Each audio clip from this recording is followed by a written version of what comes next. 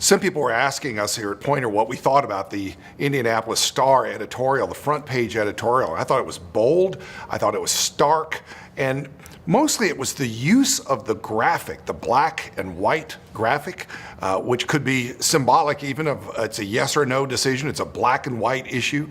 I also thought that the sharp, short words and punctuations were a strong message that they meant to send. This is not something that is open for a lot of negotiation in the editorial. But the other question is the front page the appropriate place for an editorial? And I would say rarely, but sometimes it is.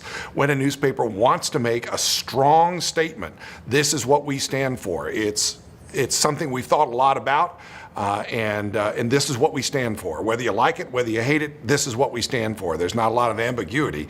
Then this is the right time, and it has happened before.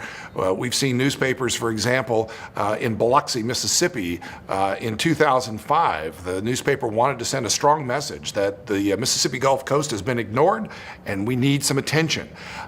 When a newspaper in Pennsylvania wanted to make a strong statement that the Penn State president ought to be fired over the Penn State sex scandal, it was a huge front page editorial. So these kinds of things do happen. They're rare, and they probably ought to be sparing, but there is a time, it seems to me, even in today's digital age, when it's right to know what you stand for and not be afraid to say what that is. Be sure that your other coverage surrounding it is fair.